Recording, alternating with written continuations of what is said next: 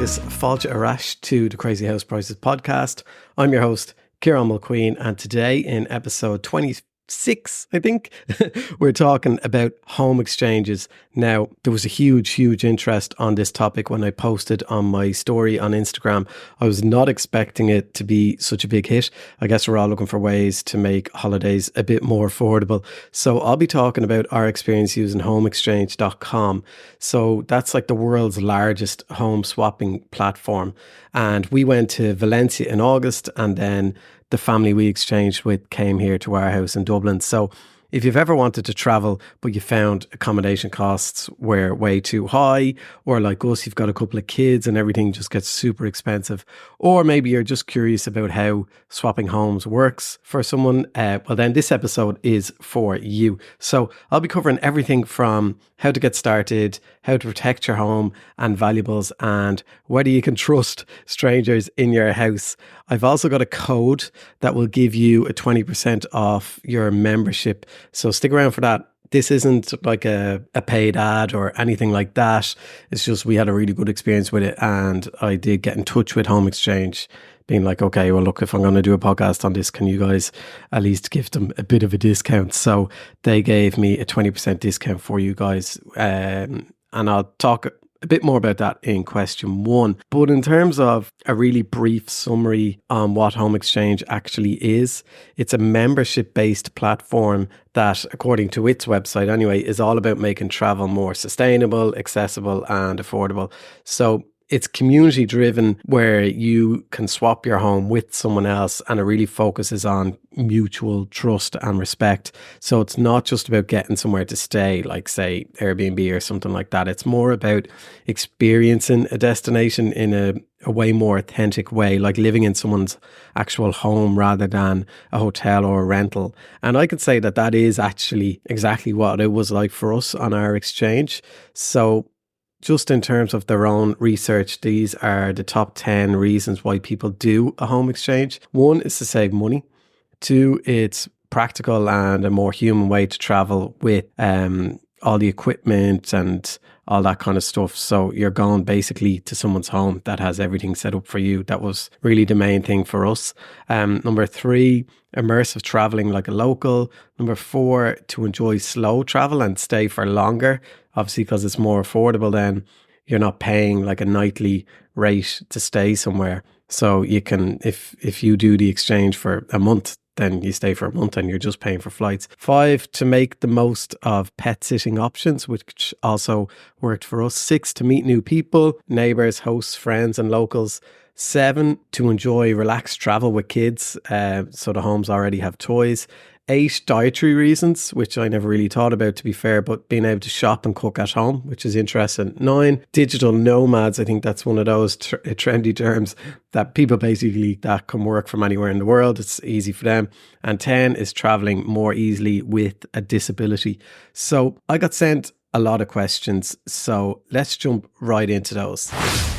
I'm going to pause the podcast for a second because I want to talk to you about a company called Financial Planning Matters. Their website is fpms.ie. This is a company that I know very well, and the team behind it are fantastic. It's a small Irish company that believes that financial planning should be accessible, easy to understand and affordable for everyone. That's why they offer personalised financial advice that's tailored to your unique needs and goals. Their team of expert financial planners will look at your current financial situation and develop a personalised strategy to give you a roadmap to achieve your financial goals. It's not just about setting up a pension or investing your money. They'll consider all aspects of your finances to help you get to where you want to be. So that could be saving for your deposit. It could be knowing where to invest your children's allowance. It could be maybe you have loads of money and you want to know what to do with it. So their customer service is incredible. I've been using them for over a year now and I cannot recommend them enough. So check out fpms.ie.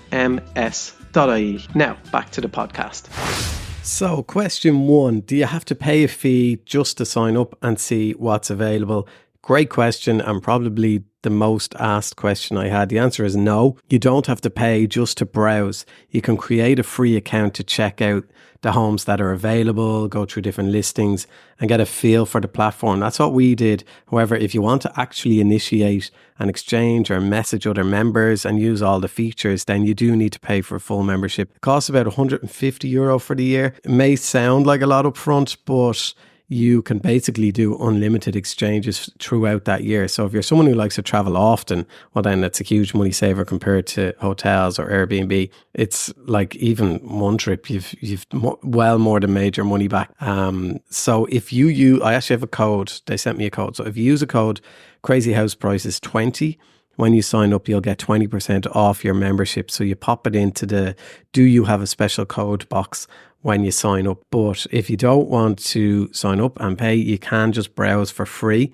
And if there's something that you really like, or you like the way the platform works, the app and all that kind of stuff, it's definitely worth, like, what's that then, €120 for the potential of saving thousands on accommodation. Question 2, did you do a lot of vetting of the other couples or people, or does the website do it for you? So Home Exchange does a lot of the vetting for you. They have a verification process, which includes checking your identity or the identity of members, and every member has reviews from previous exchanges. So you can see what others have said about them, which is really helpful. But I still would recommend just communicating directly with the person you're swapping with, or the people you want to chat with about maybe an exchange. We exchanged like so many messages, and my wife even then just got onto WhatsApp with the woman of the couple that we swapped with, and that made things feel more personal. They're actually still in touch now, and it's an amazing way to meet people, as well as, you know, I guess for us it was, we were looking to swap with people in the same kind of life stage that we're at, so we don't have to change the house that much, you know. So they had children around the same age as ours, so the homes were all set up, and it's basically all about building kind of mutual trust. And we felt really comfortable after talking, and then the reviews really help you get a sense of who you're dealing with. Question 3, how does it work with your house insurance if anything goes wrong? So I was definitely concerned about that at first, but Home Exchange has damage protection of up to €1 million and theft protection of up to €10,000. So there's a safety net there, but like, you could still contact your own insurance provider just to see if they require any additional coverage or anything like that. In most cases, I think it's fine, but it's always better to be safe than sorry. In our case, we were grand. We didn't have any issues, but knowing that the platform itself has its own insurance does give you peace of mind. But you're also like, I guess you're chatting with those people, like there's never, like, if your house floods or whatever, there's, you know, that's nothing to do with the people you're swapping with. That's just a freak event that could happen. But yeah, I think you should be fine, but it's definitely worth checking with your own home insurance. Question 4, do you need to create space in wardrobes, etc.? Yeah, but you don't need to like clear the place out. So you don't need to go crazy. We just cleared out a section of the wardrobe and a couple of drawers so that our guests had space to unpack, and they weren't staying for that long. We did 10 days, so they didn't need tons of space, but it's a nice gesture. So think about it, when you arrive somewhere, you want to unpack a little bit. So having some room ready for them really adds to the experience, but you don't need to clear the whole place out. Question 5, how did you secure any valuables? Well, I don't have any valuables, but if you do, you have a few options, I guess. Some people lock away their valuables in like a secure room or whatever. We don't have spare rooms for any of that kind of stuff, or while others might just take them off site or put them in someone else's house or whatever. But I guess the whole community aspect of Home Exchange is that it's built on trust, and in most cases people treat your home like they would want you to treat theirs. So if you're worried, it's always good to have a backup plan. Maybe securing your valuables will give you a bit more confidence, but wasn't an issue for us, and to be honest, that didn't even cross my mind. But again, I don't have any valuables. Question 6, is Dublin that popular of a place to come to from somewhere like Valencia? So that's where we did our exchange. So we did our exchange with a couple in Valencia. They were actually an Irish couple and had moved over there, and they wanted to come home. They have kids similar ages to ours and want to see grandparents, etc. So I will tell you where my house is right. It's very central. We are just in the Tenters, just off Clonbrassil Street and Cork Street, right beside basically everything to do in Dublin. So when I tell you we get messages, I would say at least 3-4 messages every single week from people all over the world inquiring if we would be interested in an exchange. We've been offered exchanges in Bermuda, Hawaii, Australia, New Zealand, pretty much every state in America,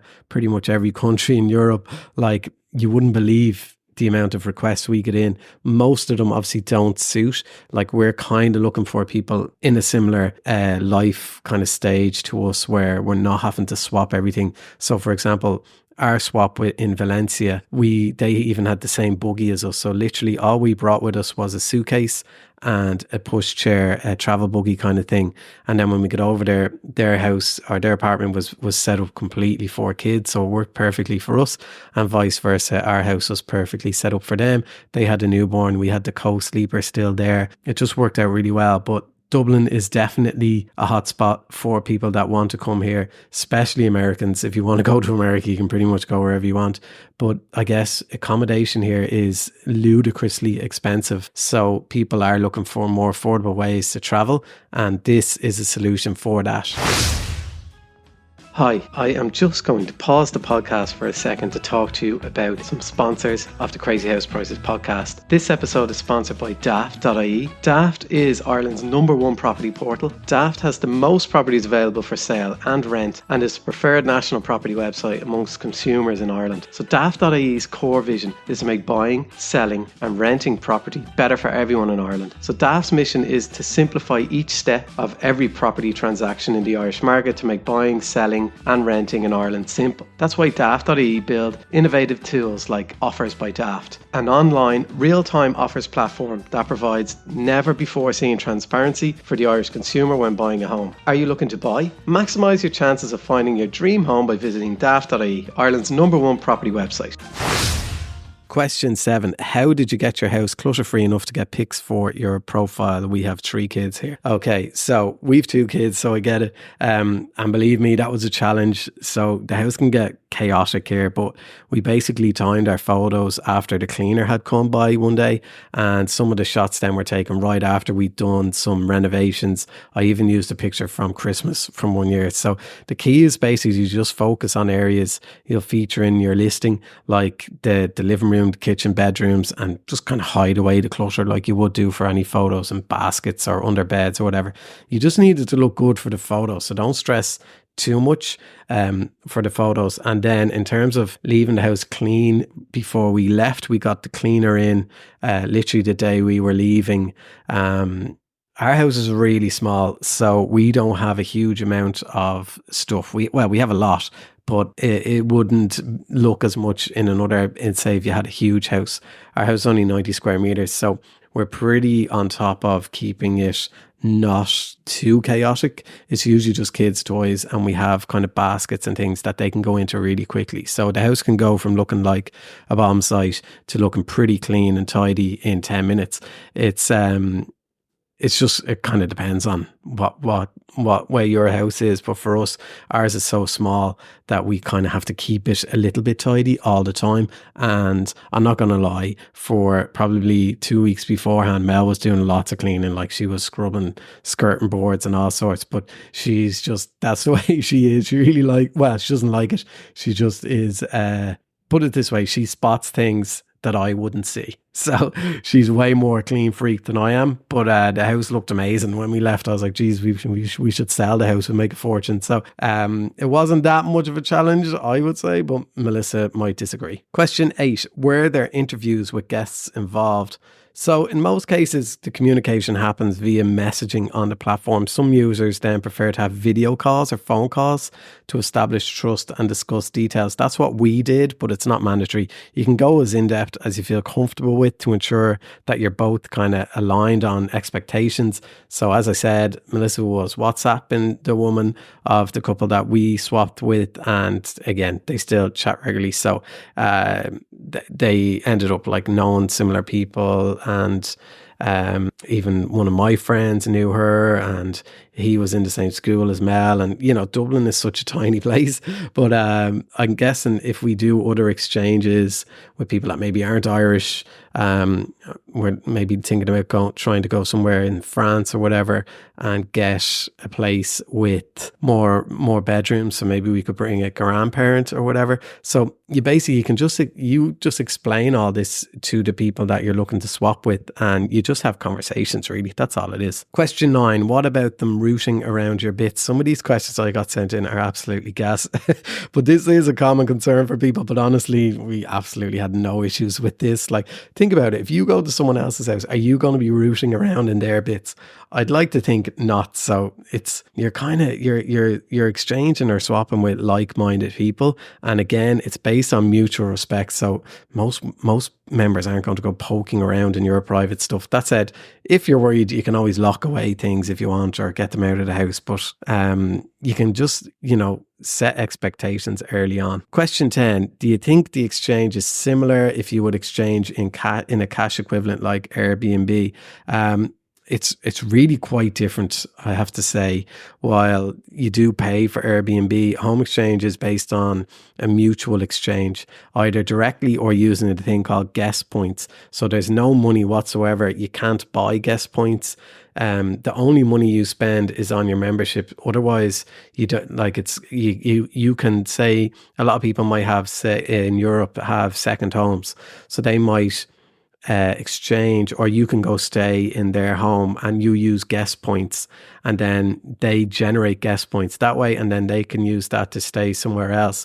But most of the time it's a mutual exchange, so there's no money, and that makes the interaction way more personal and community driven. For example, our guest stayed for 10 days, and if they'd done that through Airbnb, it could very, very easily have cost them like 7-8 grand to stay around here for 10 days.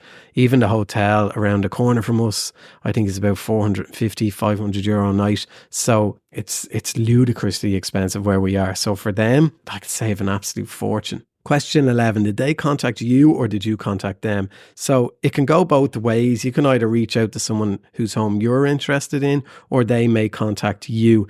The messaging feature on the platform is really easy to use, and you can negotiate details and dates directly. There's also, what's really handy, is a reverse search function, which allows you to see people who are specifically interested in coming to your area, which is really handy. And there are loads of filters. So you can use like a child-friendly filter. You can use close to the seaside filter. So for us, what I did is I did reverse search for Dublin, and you can look at people who are interested in coming to Dublin that have, say, 3 bedrooms, are near the sea, is child friendly, are willing to look after your pets. So you can, once you play around with it, you get really used to using these filters. It's really simple, and what that does is it just filters out a lot of the homes that maybe would not be suitable for you. And if you reverse search for people that are interested in coming to Dublin, well, then then that's going to be a better prospect than, say, going to somebody who hasn't put that in their interests. So when you sign up, you fill in your details as to where you might like to go. So for us, we kept it within kind of 2 hours on an airplane, because with young kids, and Milo was only 6 months at the time, we didn't want to be traveling too long, or what was he, 7 or 8 months? We didn't want to be traveling too long on a plane with 2 young kids, so we kept it close. But if you've no kids, or if you're renting or whatever, anyone can do it. So it's open to renters as well. But if you've no kids, like you can go anywhere. So as I said, we got offers to go literally anywhere we want in the world. Like Cayman Islands was another one. Thailand, some absolutely incredible places that we'd obviously love to go, but maybe not with 2 young kids. Question 12, is there any sort of vetting of the people that you swap with? Sorry, did that one already. But yeah, as I said, they verify identity through a multi-step process, and then the reviews and stuff like that are all there for you to look at. And then the last question, how can you trust strangers in your house? I'd feel paranoid about them stealing, and loads of people are kind of worried about that. But I'm hoping that after listening to this, you really understand that there's a sense of trust here on this home exchange thing. You're not renting out a property, you're not swapping homes with someone you're not renting out a property, you're not swapping homes with some randomer, you're swapping homes with someone who you're trusting with your home as well. So communication is key, and with insurance protections in place for theft and damages and stuff like that, you have an extra safety net. And sorry, I have another couple of questions. Question 14, is it a straight swap or how do you swap keys? So exchanges can be reciprocal. That's what they call it on the platform, where you stay at their home and they stay at yours, or you can do it through guest points where you stay at their home without them having to stay in yours. As for key swaps, that's usually arranged directly. What we did is we left, actually they were here before we left, so they called around and we gave them a key, and then when we got there, they had left a key. What did they do? No, sorry, they gave us a key. Did they? I can't remember. Or did we get a key off someone there? No, maybe they gave us a key. They came here. They were here beforehand.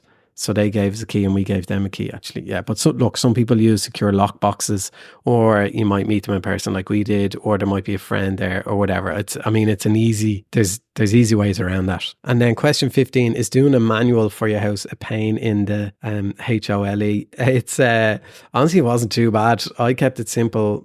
Did a guide with instructions on how to use the different appliances, Wi-Fi details, any kind of important house rules, like how to do, not to touch the heat pump, basically leave the settings as they are, how to set the alarm, all that kind of stuff. And basically, once you've written it down, you're done, and it saves you time from having to answer a lot of questions during the communication or even during the exchange. So I highly recommend doing one. It's not as time consuming as it might seem, and it makes the exchange smoother for everyone. So we gave, the couple kind of knew this area pretty well, but when we went over there, we didn't know Valencia well at all, and she gave us an unbelievable kind of document as to what to do. We really did feel like we were living like locals and seeing everything, not just from like a touristy stuff, but really how they would live there. And I have to say, it was absolutely fantastic it was €800 for flights, and that was it. There's no other money. So to get 10 days away in a city like that, it was a really cool city. It was really great. Like, I do highly recommend it if you're in the position to do it. Agus sin é lahai on episode seo of the Crazy House Prices podcast. I hope it has given you a better understanding of how it all works, and maybe even it's inspired you to give it a go yourself. For us, it was a fantastic way to travel without breaking the bank. It only cost us, I think, €800 for the flights. And we loved the personal connections we made along the way. Melissa still chats to the wife of the couple that we exchanged with. And don't forget, if you're interested in signing up for home exchange, again, it's not an ad, but I have a code, Crazy House Prices 20, and when you register you get 20% off your membership. It's a great way to get started and see what home exchanges are available in basically anywhere you like to go, any dream destinations. It's also a bit addictive looking at people's amazing homes. Some of them are incredible, to be honest. So if you're nosy like me, go and give it a go. Please share this episode with anyone you think might be interested. And if you're enjoying the podcast and my Instagram and want to show your support, head over to patreon.com/Crazy House Prices. Your support not only keeps this podcast and the Instagram page going, but it also gives you exclusive access to bonus content like detailed Q&As where I answer every single question sent in. Plus, you'll get the unique opportunity to engage with my community of over 100,000 followers, asking them questions that Google just could never answer. Also, my book, How to Buy a Home in Ireland, is available nationwide, I think worldwide. Just Google it and you'll find it in stock somewhere, or rent it from your local library for free. So I'll chat to you all soon. Slán go fóill.